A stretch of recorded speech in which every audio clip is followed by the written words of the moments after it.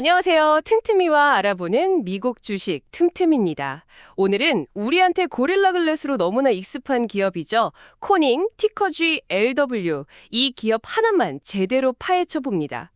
네, 안녕하세요. 대부분 스마트폰 액정률이 만드는 회사, 이 정도로만 알고 계시죠?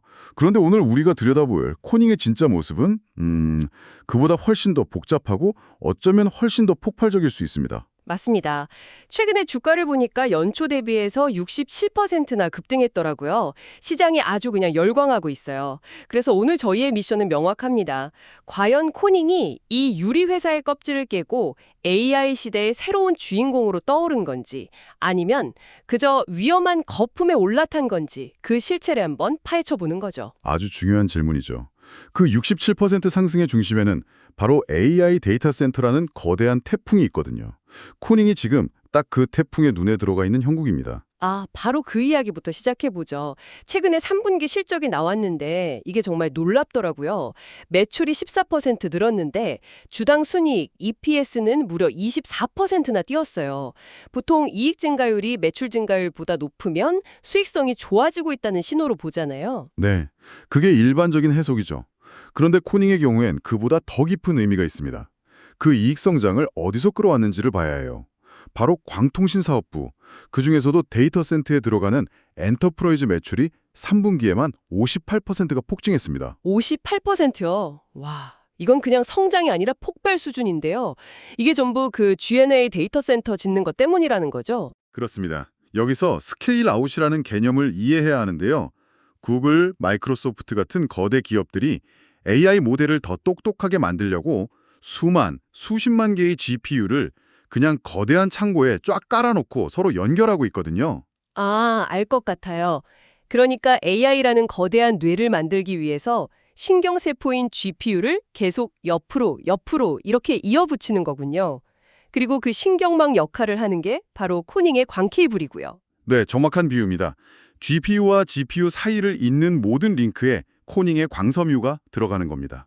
숫자를 보면 이 변화가 얼마나 극적인지 알 수 있는데요. 불과 7분기 전인 2023년에 약 13억 달러 규모였던 코닝의 데이터 센터 사업이 지금은 연간 33억 달러 매출을 내는 사업으로 커졌습니다. 와, 20억 달러의 새로운 매출이 거의 1년 반 만에 생긴 거죠. 세상에. 거의 2.5배가 넘게 성장했네요. 정말 AI 혁명의 숨은 인프라 공급자라고 할 수 있겠는데요? 근데 여기서 끝이 아닙니다. 사실 이건 시작에 불과할 수 있어요. 시장이 진짜 주목하는 건 스케일 아웃보다 더 큰 잠재력을 가진 스케일 업이라는 다음 단계입니다. 스케일업이요? 옆으로 넓히는 게 아니라 위로 쌓는다. 뭐 이런 뜻인가요? 그건 또 어떻게 다른 거죠? 스케일업은 GPU 클러스터가 옆으로만 넓어지는 게 아니라 GPU 노드 하나하나의 성능 자체가 훨씬 더 강력해진 현상이에요. 더 강력한 GPU 노드는 여러 개의 서버 렉에 걸쳐서 구성되는데 그러다 보니까 GPU들을 연결하는 케이블의 길이가 점점 길어지고 있어요. 잠시만요. 정리 좀 해볼게요. 그러니까 예전에는 컴퓨터 본체 안의 부품들끼리 연결하는 짧은 선, 이건 당연히 구리선이었는데 이제는 AI 서버가 워낙 커지고 복잡해지다 보니까 그 짧은 거리조차 구리선으로는 감당이 안 돼서 광 케이블로 바꿔야 한다는 말씀이시죠? 생각보다 훨씬 근본적인 변화네요. 맞습니다. 그게 바로 전기광학 프론티어 라인이라는 구리의 한계 지점입니다. 이 지점을 넘어서면 구리선보다 광섬유가 기술적으로나 비용적으로나 훨씬 효율적이게 되죠. 만약 이 스케일업 시장이 본격적으로 열린다면 현재 코닝 데이터 센터 사업 규모의 2배에서 3배에 달하는 거대한 시장이 추가로 열릴 수 있습니다. 2배에서 3배. 와, 이 숫자는 정말 엄청난데 한편으로는 조금 뜬구름 잡는 얘기처럼 들리기도 해요. 이게 드니 기술적으로 가능하다 수준의 이야기인가요? 아니면 실제로 마이크로소프트 같은 고객사들이랑 구체적인 계획을 그리고 있는 건가요? 좋은 지적입니다. 단순한 희망 회로가 아니에요. 코닝은 이미 마이크로소프트와 차세대 기술인 중공 섬유 생산을 위해 협력하고 있습니다.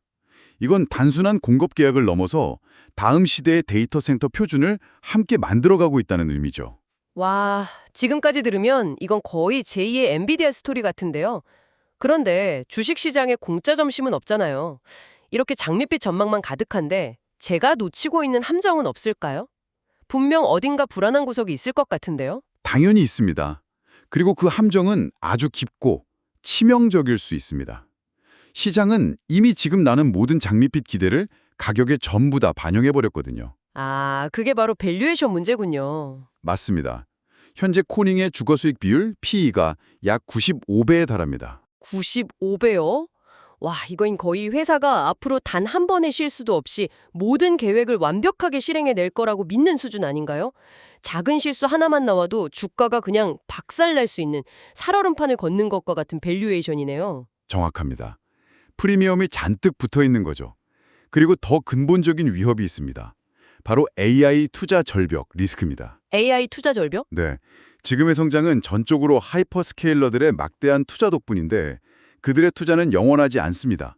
변동성이 아주 크죠. 그 말씀은 코닝이 아무리 기술 개발을 잘하고 제품을 잘 만들어도 저 위에 있는 구글이나 아마존 같은 큰 손들이 내년에 갑자기 우리 AI 투자 좀 쉴게 라고 선언하면 그냥 속수무책으로 당할 수밖에 없다는 거네요. 바로 그겁니다. 이건 코닝의 기술 리스크가 아니에요. 통제 불가능한 거시경제와 산업 사이클 리스크입니다. 한 분석에 따르면 만약 하이퍼스케일러들이 투자를 줄일 경우 코닝의 광통신 매출은 12개월에서 18개월 내에 40% 급감하고 주가는 60% 이상 폭락할 수 있다는 시나리오도 존재합니다. 60% 폭락이요? 와, 정말 끔찍하네요. 게다가 현실적인 문제도 있지 않나요? 3분기 실적 발표 때 CEO가 직접 공급 문제를 언급했던데요. 네, 날카롭게 보셨네요. 수요가 너무 폭발적이라 공급이 따라가지 못하는 행복한 비명처럼 들릴 수도 있지만 사실 이건 심각한 문제입니다. CEO가 직접 공급이 매우 타이트하다, quite tight고 인정했죠. 잠깐만요. 그럼 앞뒤가 안 맞잖아요. 주가는 미래의 폭발적인 성장을 모두 끌어와서 95배에 거래되는데 정작 지금 당장의 주문도 다 소화하지 못하고 있다니요. 이건 심각한 불일치 아닌가? 그게 바로 시장이 가진 기대와 현실의 괴리죠. 이 공급 병목 현상은 성장의 발목을 잡는 동시에 95배라는 밸류에이션의 정당성을 흔드는 요인이 될 수 있습니다. 그렇군요. AI 스토리는 정말 양날의 검이네요. 엄청난 기회인 동시에 모든 것을 무너뜨릴 수 있는 리스크를 안고 있어요. AI 투자의 변동성이 그렇게 크다면 투자자 입장에서는 AI 하나만 보고 코닝에 베팅하기는 너무 불안할 것 같아요. 이 회사가 AI라는 파도에만 의존하지 않고 스스로 살 수 있는 다른 튼튼한 다리를 가지고 있는지 그게 중요하겠네요. 핵심을 짚으셨습니다. 그래서 코닝의 진짜 가치를 평가하려면 AI의 그늘에 가려진 다른 사업들을 반드시 함께 봐야 합니다. 제2의 성장 엔진으로 주목받는 태양광 사업이 대표적이죠. 태양광이요? 유리 회사가 갑자기 태양광 사업이라니 좀 뜬금없게 들리기도 하는데요. 전혀 그렇지 않습니다. 태양광 패널의 핵심 소재인 폴리실리콘과 웨이퍼는 코닝이 이미 세계 최고 수준의 기술력을 가진 반도체용 폴리실리콘 기술과 맞닿아 있거든요. 이 기술을 활용해서 최근 미시간주에 미국 최대 규모의 태양광 인곳 및 웨이퍼 공장 햄록을 가동 시작했습니다. 메이드 인 USA 태양광 공급망을 구축하는 거죠. 생산량이 어느 정도나 되나요? 현재 하루 수천 개 수준인 웨이퍼 생산량을 내년 4분기까지 100만 개 이상으로 대폭 확대할 계획입니다. 100만 개요? 더 중요한 건 향후 5년간 생산 능력의 80% 이상이 이미 고객사와 계약이 완료된 상태라는 겁니다. 2028년까지 태양광 사업에서만 25억 달러 매출을 목표로 하고 있습니다. 와, 수요처를 미리 확보해놓고 공장을 돌리는 거군요. 이건 AI 사업과는 다르게 훨씬 안정적으로 보이는데요. 안정적인 측면이 있지만 여기에도 리스크는 있습니다. 이 사업은 미국 정부의 보조금이나 중국산 제품에 대한 관세 정책의 성패가 달려 있어요. 만약 정권이 바뀌거나 정책 기조가 바뀌면 사업 전체가 흔들릴 수 있는 정책 의존성 리스크를 안고 있습니다. 결국 AI 사업은 산업 사이클 리스크, 태양광 사업은 정책 리스크를 안고 있는 셈이네요. 우리가 생각했던 것보다 변수가 훨씬 많군요.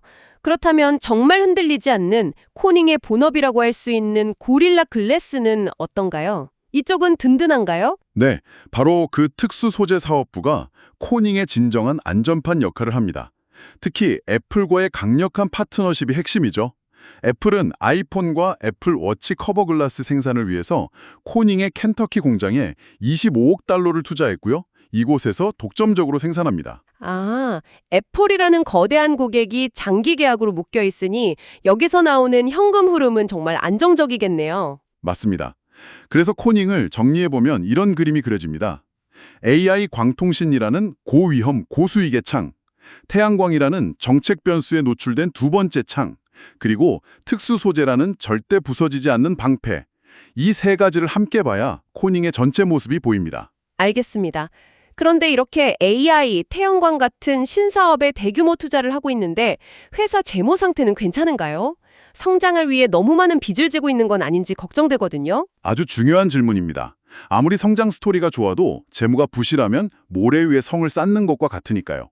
결론부터 말하면 코닝의 재무는 매우 건전한 편입니다. 구체적인 숫자로 알 수 있을까요? 네, 부채 비율이 0.62배 수준으로 매우 안정적입니다.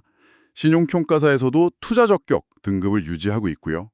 주주가치 제고에도 적극적이라 지난 10년간 자사주를 꾸준히 매입해서 소각했는데 그 규모가 전체 발행 주식의 50%에 달합니다. 발행 주식의 절반을 없앴다고요?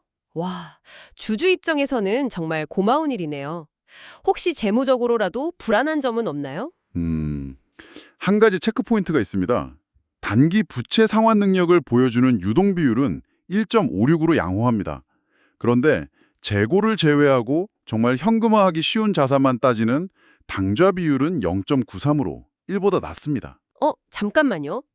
당좌 비율이 1보다 낮다는 건 보통 단기 유동성에 문제가 생길 수 있다는 경고 신호 아닌가요? 당장 갚아야 할 돈보다 현금화할 수 있는 자산이 적다는 뜻이니까요. 네, 교과서적으로는 그렇죠. 하지만 그 이유를 들여다보면 위험 신호라기보다는 오히려 성장의 증거에 가깝습니다. 코닝이 광통신이나 태양광 부문에서 폭발하는 수요에 대응하기 위해 전략적으로 재고를 많이 쌓아두고 있기 때문입니다.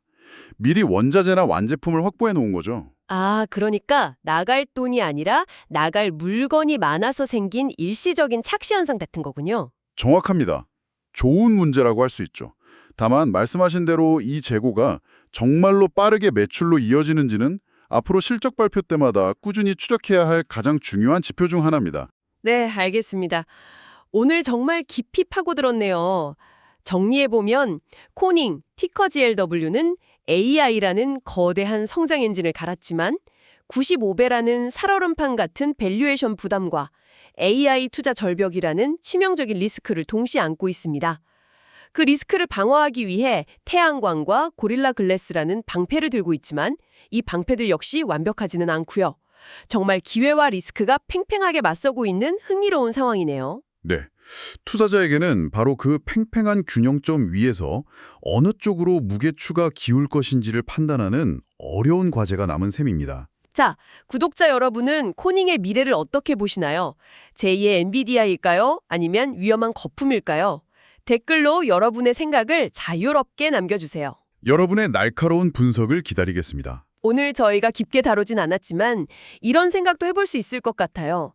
자동차가 단순한 이동수단을 넘어서 바퀴 달린 데이터 센터가 될 때 코닝에게 또 한 번의 거대한 기회가 올 수 있습니다.